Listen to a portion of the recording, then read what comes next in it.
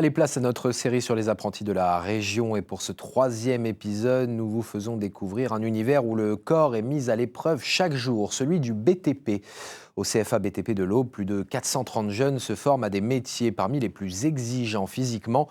Pour les préparer à ces années de travail intense, l'établissement troyen mise sur un programme qui intègre le sport au cœur de la formation. Stéphane Mocosé, Pauline Lermite.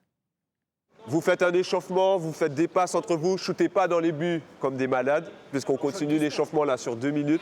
Allez, vous avez juste à reproduire ce qu'il fait et vous devez ressentir les zones en rouge. Donc... 2 salles, 2 ambiances, mais un objectif commun pour ces apprentis du BTP, apprendre à entretenir l'outil principal de leur future carrière professionnelle, leur corps. Chaque cours débute ici par un échauffement, histoire de convaincre les plus récalcitrants. Je pense que c'est important quand même parce que pour les muscles, éviter le claquage, mais sinon je trouve pas forcément de grand... Moi personnellement ça tiendrait qu'à moi, je le ferais pas forcément. Depuis 4 ans, Stéphane Gauthier est enseignant au centre de formation pour apprentis de l'Aube. Sa spécialité, les travaux publics.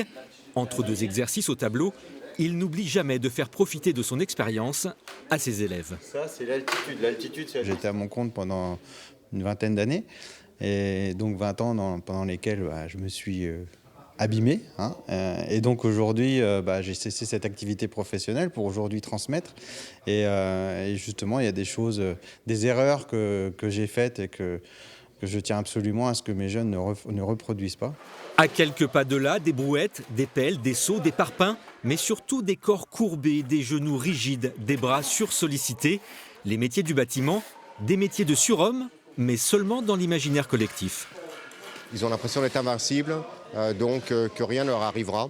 Et avec le temps, en regardant, en écoutant les anciens aussi, qui pour certains sont cassés, ils prennent conscience que l'activité sportive, l'échauffement et surtout les gestes sont importants pour maintenir son corps en bonne santé.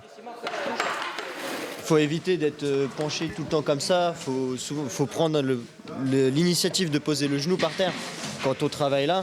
Après, quand c'est à hauteur, c'est plus simple. Le dos, un des 3 talons d'Achille des artisans du bâtiment avec les épaules et les genoux. Jean-Sébastien Hoffmann intervient régulièrement auprès des apprentis du CFA BTP de Troyes afin de leur montrer comment leur corps réagit à leurs gestes professionnels. Au niveau de la colonne vertébrale, elle est formée de 3 courbures. Ces 3 courbures permettent d'avoir une certaine résistance. Quand les maçons, les carreleurs se penchent vers l'avant, ils vont souvent se pencher sans plier les genoux. Et du coup, on va perdre cette courbure. Et quand on perd simplement une seule de ces courbures-là, on diminue par 2 la résistance de la colonne vertébrale.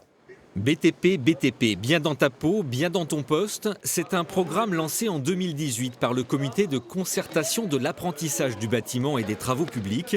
Son objectif, encourager les établissements formateurs à s'engager dans un dispositif de sensibilisation à la santé et à la sécurité au travail, axé sur la pratique physique et la préparation mentale. Le fait de pratiquer des choses vraiment spécifiques, comme du renforcement musculaire, du cardio, et tout ce qui est en rapport avec les troubles musculo-squelettiques, c'est ce qui va vraiment leur permettre de durer dans le temps, puisqu'aujourd'hui, ils ne le ressentent pas forcément, mais passé la trentaine, ça devient un peu plus difficile et je pense que le but pour eux, c'est de vraiment durer longtemps dans leur corps de métier.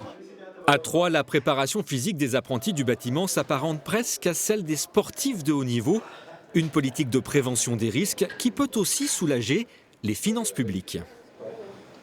Aujourd'hui, les arrêts de travail concernant les problèmes en général des TMS coûtent 2 milliards d'euros environ et 1 milliard pour les lombalgies. Donc c'est quand même colossal.